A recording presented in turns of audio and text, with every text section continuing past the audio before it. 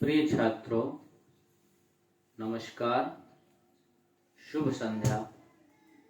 मैं देवेंद्र कुमार सिंह, संस्कृत प्रवक्ता, Sardar Patel inter college Jhansi. आइए हम लोग कक्षा 12 यूपी बोर्ड के लिए सामान्य हिंदी और साहित्यिक हिंदी दोनों के लिए पवन दूतिका नामक पाठ, जो श्री अयोध्या सिंह उपाध्याय द्वारा रचित है, उसका अध्ययन कर रहे थे। हमने प्रथम भाग में देखा कि 7 पद्यांश हम लोग पढ़ चुके थे। अब आगे भाग नंबर 2 वीडियो में देखेंगे। शीर्षक पवन दूतिका। राधा जी प्रातः वाली पवन को दूत बना करके श्री कृष्ण के पास में मथुरा भेज रही हैं। यह अयोध्या सिंह उपाध्याय हरिऔध जी ने महाकवि कालिदास के मेघदूतम से प्रेरित होकर के जिस प्रकार से कालिदास ने मेघदूतम में मेघ को यक्षिणी के पास में संदेश लेकर के भेजा है, उसी प्रकार से अयोध्या सिंह उपाध्याय हरिऔध भी पवन दूतिका नामक शीर्षक में श्री कृष्ण के पास में राधा जी का संदेशा लेकर के भेजते हैं। आइए आगे देखते हैं।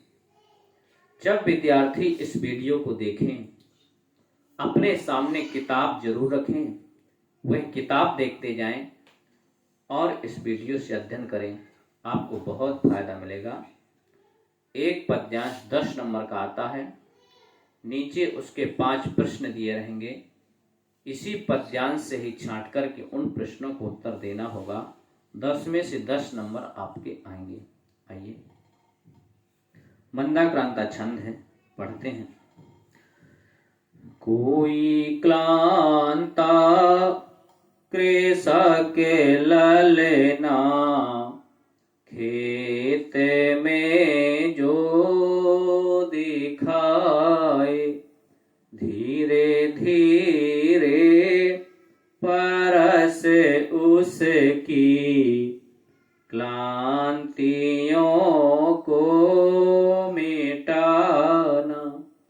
जाता कोई जलद यदि हो, व्योम में तो उसे ला, छाया द्वारा सुखित करना, तप्ते भूतांगना को। राधा जी प्रातः वाली पवन से कह रही हैं कि हे पवन, कोई क्रांता कृषक ललना। कृषक माने होता है किसान, ललना माने स्त्री। तो कृषक ललना का अर्थ हुआ किसान की पत्नी, किसान की महिला, किसान की स्त्री। कहां दिखावे? खेत में जो दिखावे। अच्छा, किसान की पत्नी खेत में नहीं रहेगी तो कहां रहेगी? वही हरिऔध जी कह रहे हैं, कोई कृषक ललना खेत में यदि दिखाई दे, और कृषक ललना का विशेषण बता रहे हैं, वह कैसी होगी? क्लांता, दुखी होगी, थकी होगी। किससे क्लांतित होगी? धूप से क्लांत होगी। कोई तो तुम क्या करना? धीरे धीरे परस उसकी क्लांतियों को मिटाना। तो धीरे धीरे परस माने स्पर्श करना। तुम धीरे धीरे बहना वायु चलना और इससे उसकी थकान को मिटा देना। आप लोगों ने देखा होगा, जब हम थके होते हैं, खेत में धूप से व्याकुल होते हैं, अच्छी धूप चलती है, यदि वायु बहने लगती है, मंद मंद वायु चलने लगती है, हमारी थकान मिट जाती है। और आगे आगे क्या कह रही हैं? जाता कोई जलद यदि हो, जलद माने होता है बादल, यदि कोई बादल जा रहा हो व्योम में, व्योम माने आकाश, यदि कोई बादल मेघ में हो तो उसे ला करके तुमको क्या करना है? सूर्य के सामने उस मेघ को कर देना। तो सूर्य के सामने उस मेघ को कर देंगे तो जो सूर्य से आने वाली धूप होगी वह नहीं आएगी, छाया हो जाएगी। तो इस प्रकार से तुमको क्या करना है? कोई बादल यदि व्योम में दिखाई दे तो उसको ला करके सूर्य के सामने कर देना, जिससे छाया हो जाएगी। छाया द्वारा सुखित करना, तुम छाया द्वारा उस महिला को, उस कृषक ललना को सुखी कर देना, सुखित कर देना। तप्त भूतांगना को, अंगना माने स्त्री, उस तपी हुई अंगना को तुम छाया के द्वारा सुखी कर देना। जैसे हम लोग खेत में होते हैं, धूप से व्याकुल होते हैं, तो मेघ आ जाता है जिससे धूप नहीं होती, धूप चली जाती है तो बहुत छाया हो जाती है और हमें बहुत शरीर को आराम मिलता है। हम लोग जब छोटे थे यह समझते थे सूरज छिप गया, सूरज डूब गया। सूरज नहीं डूबता, सूरज के सामने मेघ आ जाता है जिससे सूरज की धूप नहीं आती। आगे कह रही हैं राधा जी की, ऐ पवन तुमको क्या करना है?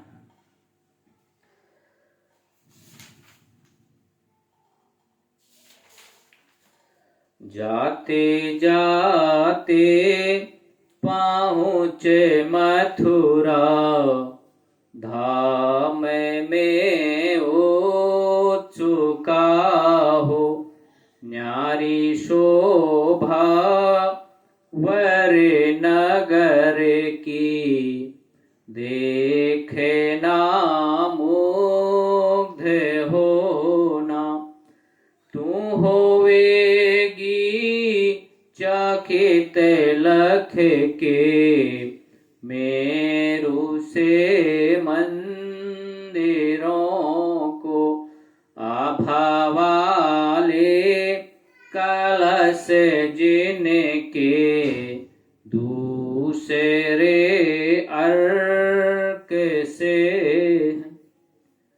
जाते जाते पहुंच मथुरा धाम। अब तुम जाते जाते जाते जाते चलते चलते कहाँ पहुंच जाओगी? बोल रही हैं कि मथुरा धाम। धाम माने स्थान, किस स्थान पर पहुंच जाओगी? मथुरा पहुंच जाओगी। इसके बाद तुम क्या हो जाओगी? उत्सुक हो जाओगी, उत्साहित हो जाओगी। और न्यारी शोभा वर नगर की, उस मथुरा नगर की तुम शोभा को देखोगे। और नगर का विशेषण वर नगर, वर माने श्रेष्ठ। उस श्रेष्ठ नगर की तुम शोभा को देखोगे और देख करके मुग्ध हो जाओगी, मोहित हो जाओगी। इतना अच्छा मथुरा शहर।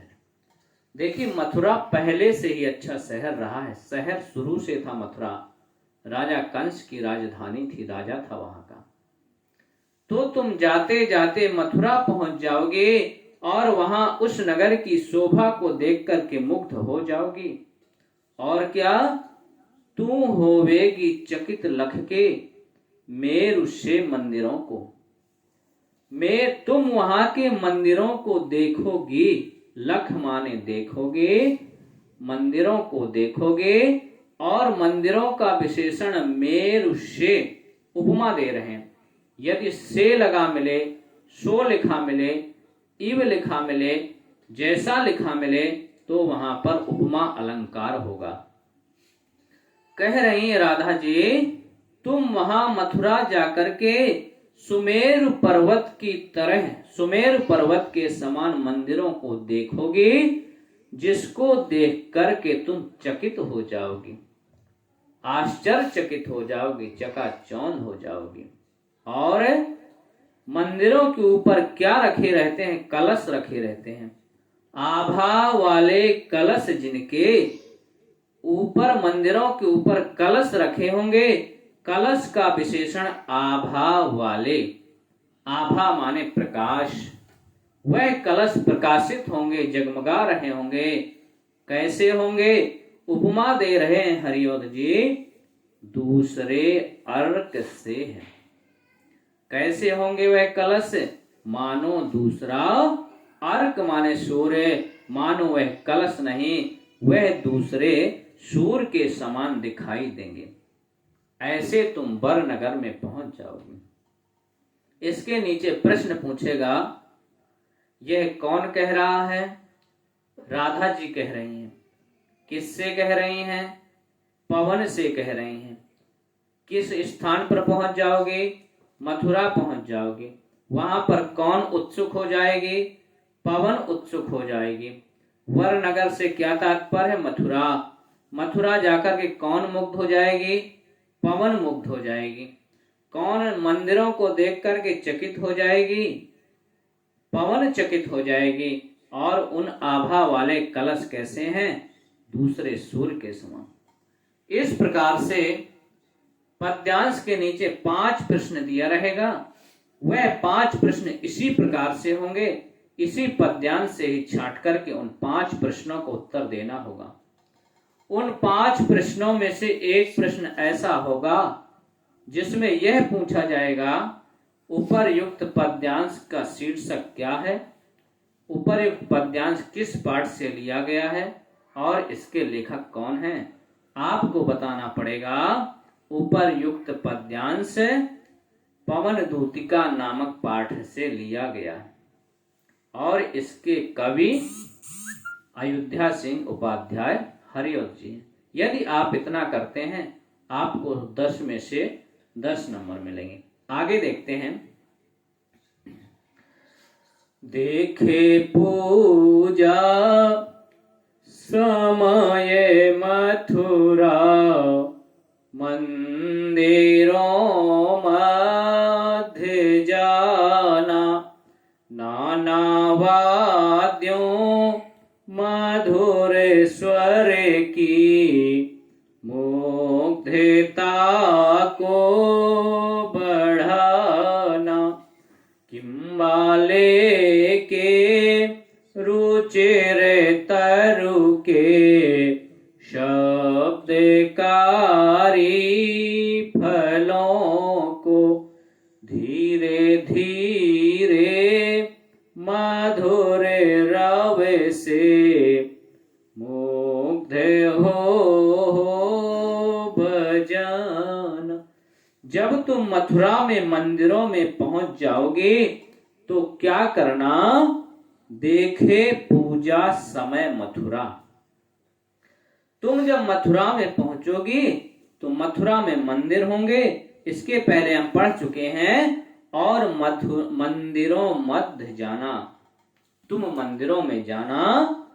देखे पूजा समय, समय जान लेना, समझ लेना कितने समय कौन मंदिर में पूजा होती है, तो उस पूजा के समय तुम वहां पर पहुंच जाना। क्योंकि मंदिर होता है तो मंदिर का पूजा का समय निर्धारित होता है कि सुबह कितने बजे पूजा होगी, शाम को कितने बजे पूजा होगी। जैसे वाराणसी की गंगा आरती है तो शाम सुबह दोनों टाइम होती हैं, तो एक समय निर्धारित है कि कब होना है। जैसे ओरछा का राम राजा का मंदिर है, एक समय निर्धारित है कब पूजा होगी। गोवर्धन नाथ जी की पूजा कब होगी। तो वही राधा जी पवन से कह रहे हैं कि ऐ पवन, तुम पूजा के समय मंदिरों के मध्य जाना और क्या करना? नाना वाद्यों मधुर स्वर की मुग्धता को बढ़ाना। तो वहां पूजा में अनेक प्रकार के वाद्य यंत्र बज रहे होंगे, क्योंकि जब पूजा होती है अनेक प्रकार के वाद्य यंत्र बजते हैं। शंख बजते हैं, घंटा बजते हैं, मृदंग आदि बजते हैं, तबला हारमोनियम आदि वाद्य यंत्र बजते हैं। तो तुमको क्या करना है? नाना माने अनेक, वाद्यों माने वाद्यों की, मधुर स्वर के, उन नाना प्रकार के मधुर वाद्यों के मधुर स्वर के तुमको मुग्धता को बढ़ाना है। अब पवन व्यक्ति थोड़ी है कि वह भी बजाने लगेगा। क्या मतलब है? यदि वाद्य यंत्र बजते हैं, यदि धीमी धीमी वायु चलती है, वाद्य यंत्र गुंजायमान होते हैं, तो वह वाद्य यंत्र और अच्छे लगने लगते हैं और मधुर लगने लगते हैं। वही राधा जी कह रहे हैं कि तुमको उनकी मुग्धता को बढ़ाना है। और क्या करना है? किम्बा लेके रुचिर तरु को, या अथवा, वा माने अथवा, तुम्हें लेकर के रुचिर तरु के, तरु माने वृक्ष, रुचिर माने सुंदर, किसी सुंदर वृक्ष के फलों को तुमको ले लेना है। और उस फल का विशेषण क्या है? शब्दकारी फलों को। तुम्हें किसी सुंदर वृक्ष के शब्दकारी फलों को ले लेना है और धीरे धीरे मधुर रव से, धीरे धीरे, रव माने आवाज, मधुर माने सुंदर, धीरे धीरे उस फल को लेकर के सुंदर आवाज से मुग्ध हो बजाना। तुम मोहित होकर के उस फल को बजाओगे। जैसे कोई फल होता है, जैसे लौकी ले लीजिए, खीरा ले लीजिए, जो सूख गया, उसमें बीज हो गए हों, सूखे फल को आप बजाएंगे तो उसमें आवाज होगी। उसी प्रकार से राधा जी कह रहे हैं, तुम फल को ले लेना, बजने वाले फल को, और मुग्ध होकर के बजाना। आगे का पद्यांश देखते हैं। तू देखेगी जलद तन को, जा वहीं तद्गता हो, होंगे लोने नयन उनके, ज्योति उत्कीर्णकारी, मुद्रा होगी वर वदन की, मूर्ति सी सौम्यता की, सीधे साधे वचन उनके, सीखते होंगे सुधा से। अब आगे राधा जी कह रही हैं कि तू देखेगी जलद तन को। इसके बाद मंदिरों की पूजा के बाद तुम जलद तन को देखोगी। जलद तन कौन है? जलद माने मेघ, तन माने शरीर। तुम मेघ वर्ण के श्याम शरीर को देखोगे। अर्थात मेघ वर्ण कौन है? श्याम वर्ण कौन है? उन श्री कृष्ण को तुम देखोगे। और देख करके जा वहीं तदगता हो। जब तुम श्री कृष्ण को देखोगे तो तुम वहीं जैसी हो जाओगी, मुग्ध हो जाओगी। और होंगे लोने नयन उनके। अब श्री कृष्ण की विशेषता बता रहे हैं कि उनके नयन कैसे होंगे। नयन माने नेत्र, नेत्र का विशेषण है। उनके नेत्र लोने होंगे। लोने सलोने, सुंदर नेत्र होंगे। किसके? जलद तन के। जलद तन कौन है? श्री कृष्ण है। और उनके ज्योति उत्कीर्णकारी, जो ज्योति को उत्कीर्ण कर रहे होंगे, प्रकाश को उत्पन्न कर रहे होंगे, प्रकाशित होंगे, ऐसे नेत्र को तुम देखोगी। किनके नेत्रों को? जलद तन के नेत्रों को। ये सब जलद तन के विशेषण होंगे। जितना इस पद्यांश में विशेषण, वे किसके विशेषण होंगे? जलद तन के। कहने वाला कौन है? राधा जी। किससे कह रही हैं? प्रातः वाली पवन से कह रही हैं। किसके बारे में कह रही हैं? श्री कृष्ण के बारे में कह रही हैं। और पवन कहां पहुंची? मथुरा पहुंची। और मुद्रा होगी वर वदन की, मूर्ति सी सौम्यता की। उनके वर वदन, वदन उनके श्रेष्ठ मुख की मुद्रा होगी मूर्ति सी, मूर्ति जैसी उनके मुख की मुद्रा होगी। सौम्य होगा उनका मुख। और सीधे साधे वचन उनके। जब वह बोलेंगे उनके वचन कैसे होंगे? सीधे साधे होंगे और सिक्त होंगे सुधा से। उपमालंकार, उनके वचन अमृत से सने हुए होंगे। सुधा माने अमृत, सिक्त माने सने हुए होंगे। ऐसे वचन वह सीधे साधे वचन बोलेंगे। कौन? जलद तन। जलद तन कौन है? श्री कृष्ण है। आगे देखेंगे, नीले फूले कमल दल सी, गाते की श्यामता है। पीला प्यारा वसन कटी में, पहनते हैं फबीला। छोटी काली आला के मुख की, कांति को है बढ़ाती। शद वस्त्रों में नवल तन की, फूटते से प्रभा है। इसमें भी श्री कृष्ण के ही शरीर का वर्णन है, श्री कृष्ण का ही वर्णन है। कह रहे नीले फूले कमल दल सी, गात की श्यामता है। गात माने शरीर। किसका शरीर? श्री कृष्ण का शरीर। कैसा है? श्यामता है, यानी श्याम वर्ण का शरीर है। और नीले फूले कमल दल सी। कमल कई प्रकार के होते हैं। एक नील कमल होता है, श्वेत कमल होता है, रक्त कमल होता है। तो इनकी श्यामता कैसी है? नीले कमल के दल जैसी। दल माने पंखुड़ी। नीले कमल की पंखुड़ी के समान श्यामता है। किसकी? श्री कृष्ण की। और मुरझाया हुआ कमल नहीं, ना फूलने के पहले वाला कमल, फूले कमल दल की। फूले नील कमल दल की श्यामता के समान है उनका शरीर।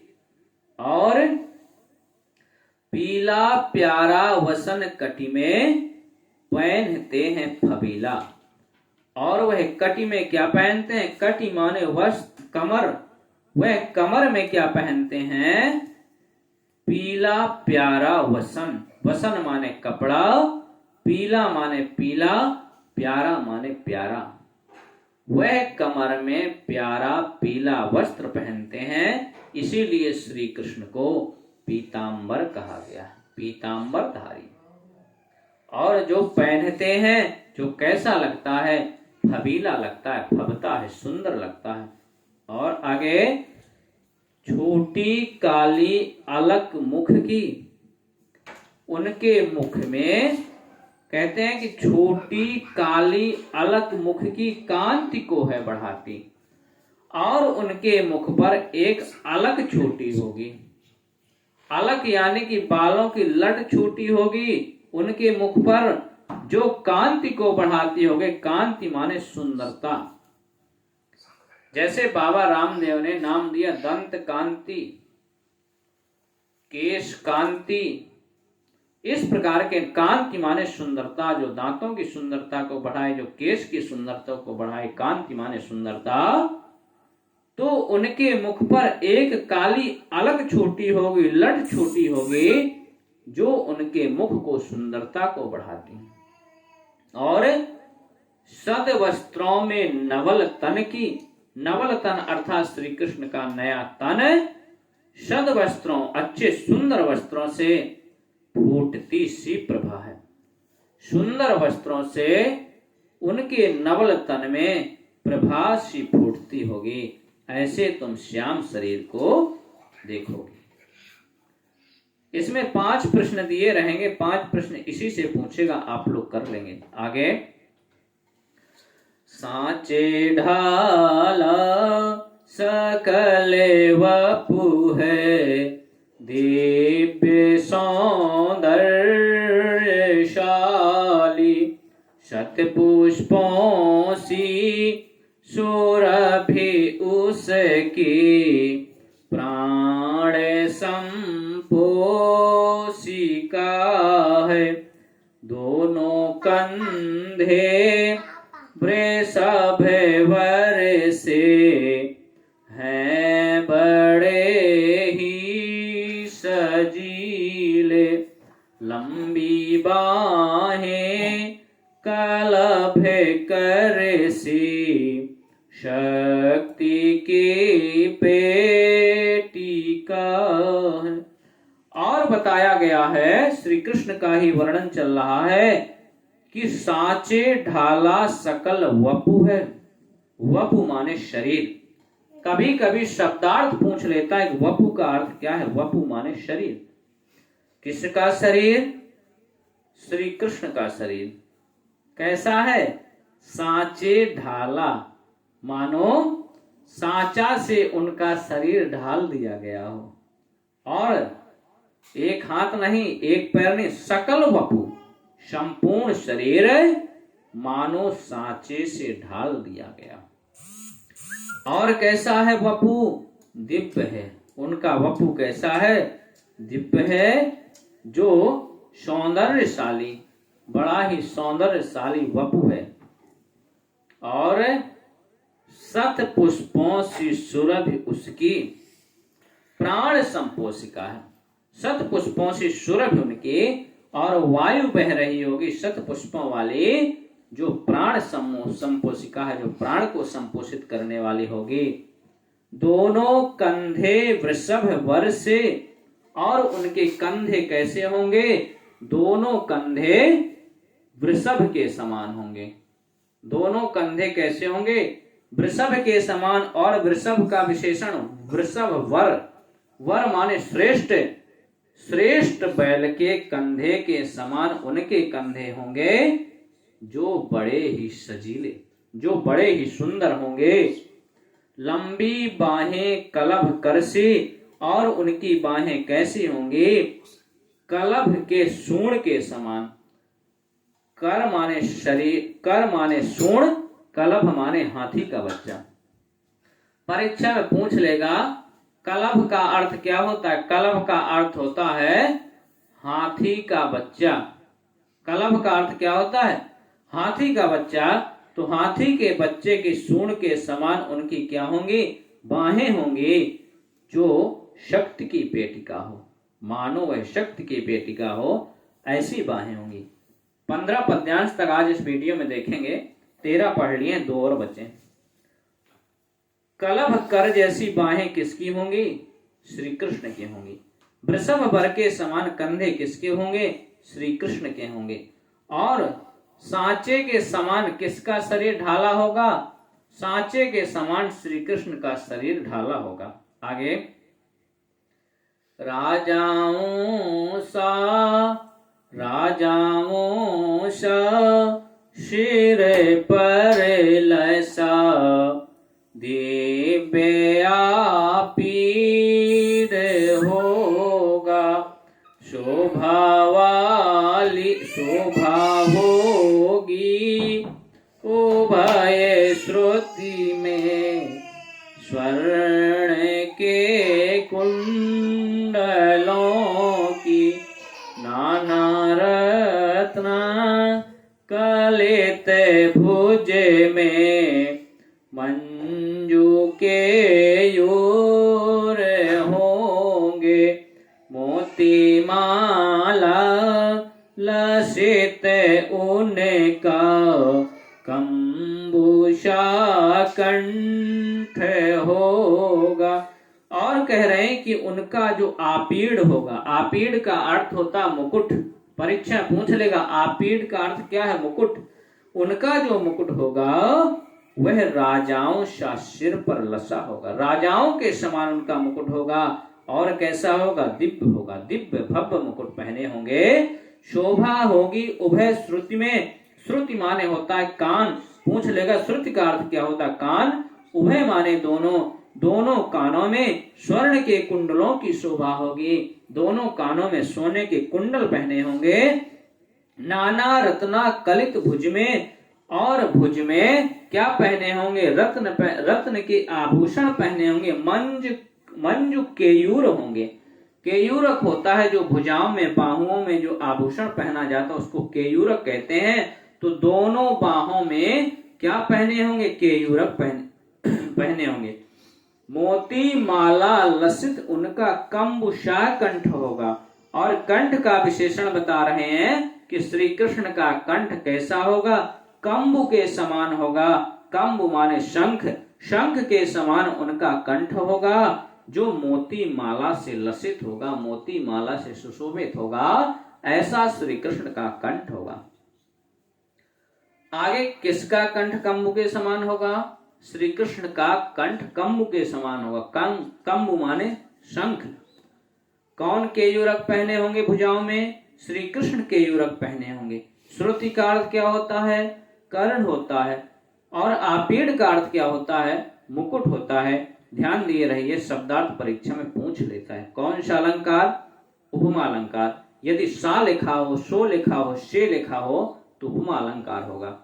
आगे आज का लास्ट पद्यांश होगा। 15 पद्यांश तक भाग 2 में देखेंगे, और जितने भी बचे होंगे तो 30 जितने भी होंगे तीसरे पद्यांश में, तीसरी वीडियो में उनको देखेंगे। लास्ट पद्यांश।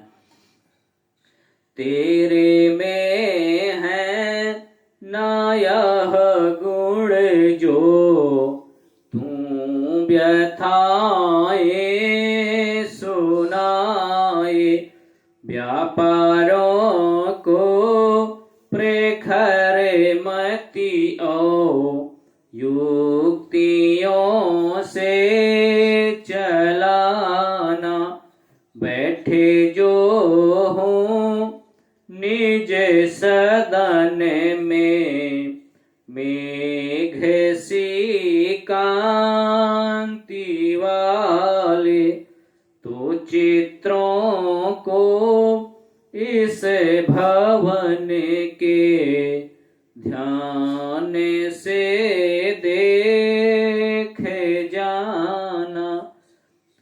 तेरे में है यह न गुण जो तू व्यथाएं सुनाए। अभी तक सब राधा जी ने संदेश भेज दिया कि तुम उनको देखोगी, तुम उनको देखोगी, तुम उनको देखोगे।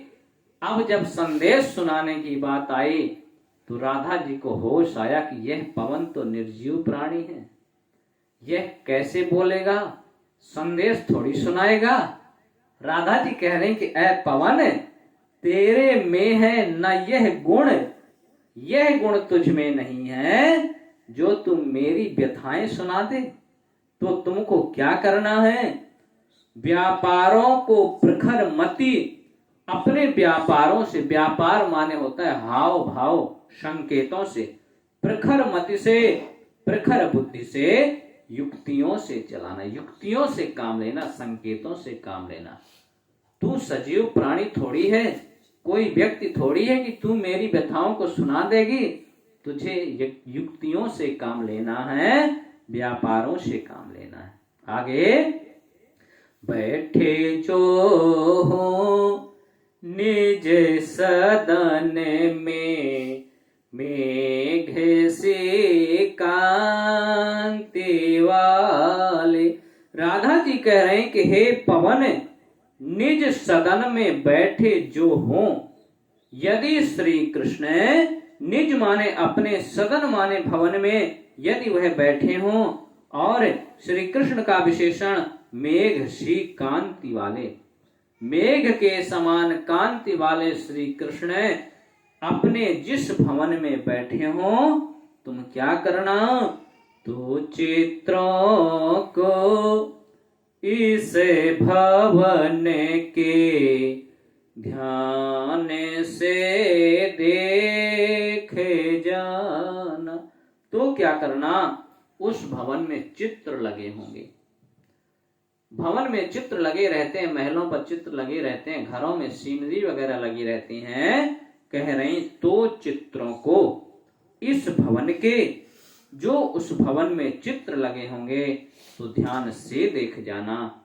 तुम उन चित्रों को ध्यान से देखना, अर्थात जो उनमें वियोग का चित्र लगा हो, बिछुड़न का चित्र लगा हो, तुम कब आओगे ऐसा चित्र लगा हो, तो उसमें क्या करना? तुम उसी में हवा चलना, जिससे श्री कृष्ण देखेंगे अरे ये चित्र काहे उड़ रहा, ये काहे नहीं उड़ रहे हैं। तो यानी कि उस चित्र को देखेंगे श्री कृष्ण तो उनको वियोग की ध्यान आ जाएगी, मेरी याद आ जाएगी। यह तुमको करना है। बस प्रिय बच्चों, आज 15 पद्यांश तक ही रहने दीजिए। अगली वीडियो तीसरे भाग में संपूर्ण पवन दूतिका हो जाएगा। बस मित्रों, नमस्कार।